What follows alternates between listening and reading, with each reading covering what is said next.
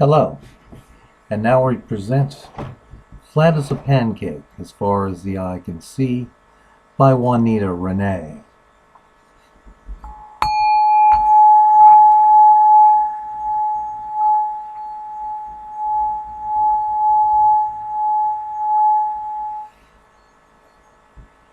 General Man is very useful. He can fly and he can kill, but he has one defect. He can think. Bertolt Brecht. Why is he screaming? Wheeler puzzles, looking at the creature. The putrid thing's blackened mouth is frozen, and a crazed rictus, exposing crooked nicotine-stained teeth. One of its eyes is lost in a mass of gooey, misshapen flesh. The other looks at him, as William Wheeler holds a scalpel in his pudgy hand, freckled, bearded face hidden by a surgical mask. His ensanguined green scrubs straining against his Falstaffian physique. Wheeler applies his blade to the task of debriding his patient's charbroiled shoulder.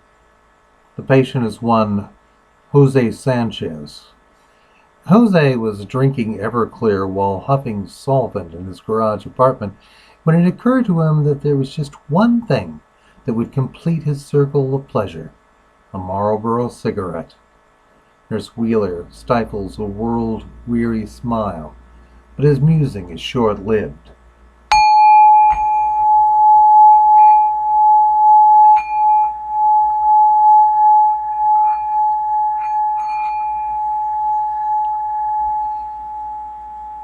He feels the familiar hallucinations crawling over his excruciated body, with blistering cyan tendrils of ghostly flame. Not real, buddy. Shake it off. His throbbing body torments him. His breath catches in his throat. Black spots dance before his brown eyes. And suddenly, he is flying. Flying.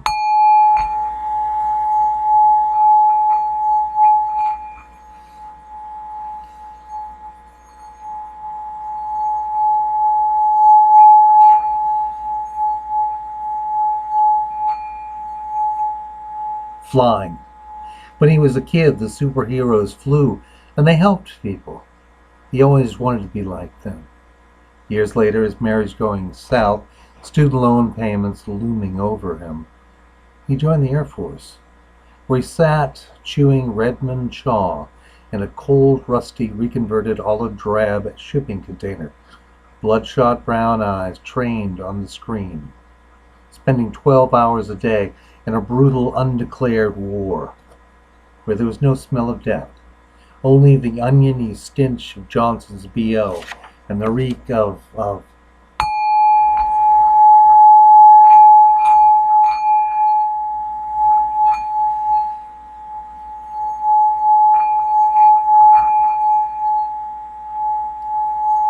antiseptic, Clorox, rise off the steam in the tank,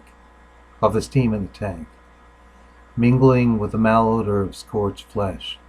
Wheeler scrapes the warm tapioca pudding of dead cells into necrotic tissue for the woebegone patient's piteous body. Imaginary blasts of superheated air assail William, rekindling the phantasmagoric flames on his arms.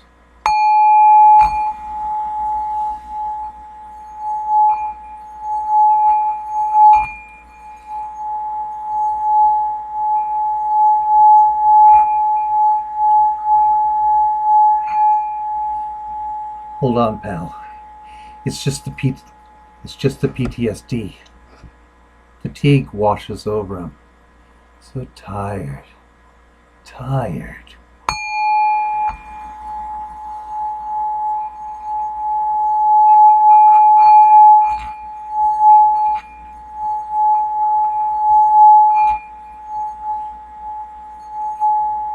Tired. Wheeler is exhausted after 6 hours flying the drone. It's as hot as fuck in that glorified metal coffin. Sweat stings his eyes. William can hear the annoying buzz of a stowaway housefly as he sits, waiting, watching a group of impoverished-looking peasants wearing the traditional ketpatong and turbans. They are thought to be insurgents. They are milling around a White House made of mud, wood, and clay. One peasant exits the basement kitchen carrying what appears to be a Stinger missile launcher on his shoulder. Too late. Wheeler realizes it's just an old-style bodybuilder radio. He releases the Hellfire missile. A smiling little kid rounds the corner of the building in slow motion, riding a red bike, joyously kicking up dust devils in his wake. Wheeler tries to stop the projectile, but the sensor operator can't intervene. After the smoke clears, the insurgents are reduced to smoking fragments. The boy on the bike lies on the ground, body wreathed in flames, bike tires ablaze, spinning. The boy appears to be the same age as his 5-year-old son, David. Wheeler sits in his leather chair, weeping uncontrollably, unable to do anything else but watch that tire spinning, spinning. The room in the burn center stops spinning.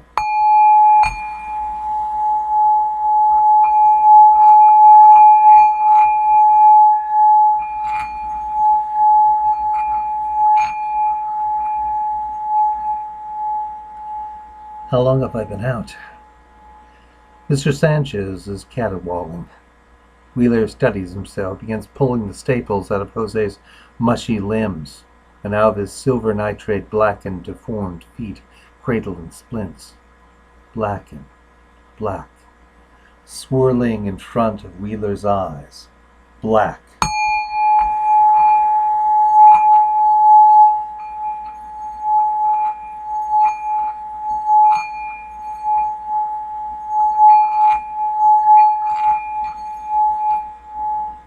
Black. The Air Force deals in black and white.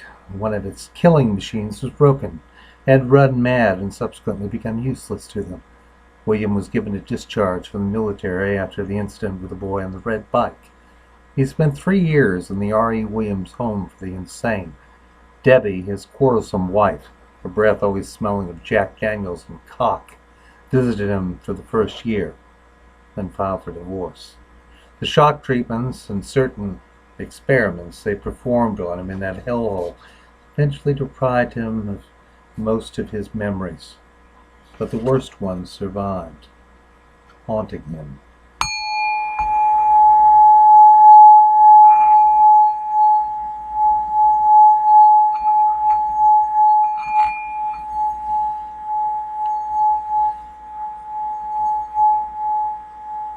Where am I?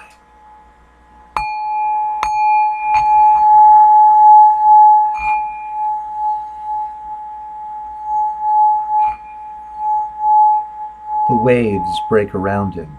His body is haloed with a flaming corona. The summer stars swarm above him. A foghorn blows in the distance. He feels the foam carrying away his body. The tide seethes and ebbs. Rubbery seaweed wraps around him. He can smell the vaginal scent of the ocean.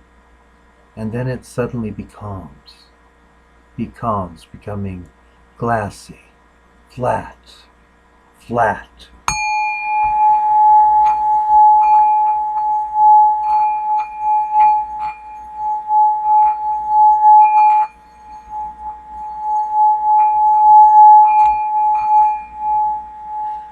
He served his time in the military in the Midwest. He used to marvel at how flat it was.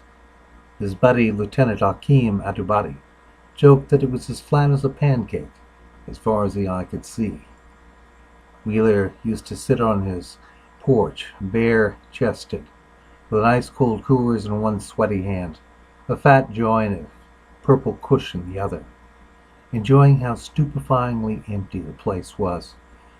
A Tea Party twilight zone where bored-again people became born again, where the townspeople never met a war they didn't like. It was hard for him to believe that the war was a short Harley ride away. He liked to pretend that the war wasn't real, just a macabre video game he played.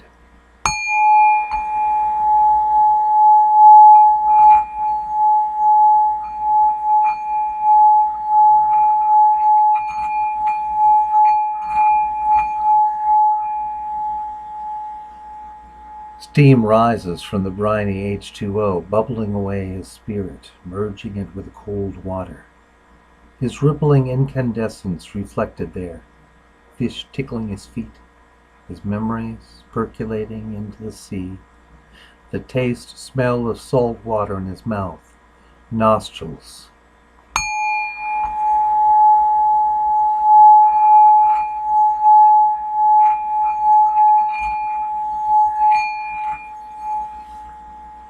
The medication the asylum gave him helped him to suppress his symptoms for a while, giving him time to get his nursing degree, his chosen profession, providing him with the opportunity to offer restitution to a capricious God he had long ago ceased to believe in. The ocean claims Wheeler's essence, while his emptying husk of a body continues to tumble in the sudden waves, burning against all reason while never being completely consumed. And then he is one with the sea, and he is the sea.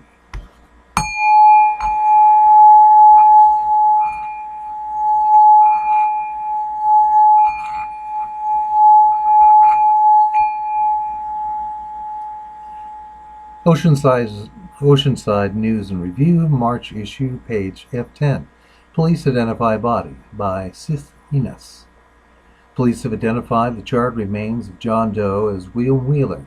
Mr. Wheeler was a veteran and a respected member of the community who continued on F13. And that's the end of Flat as a Pancake, as far as the eye can see. Written by Wanetta Renay.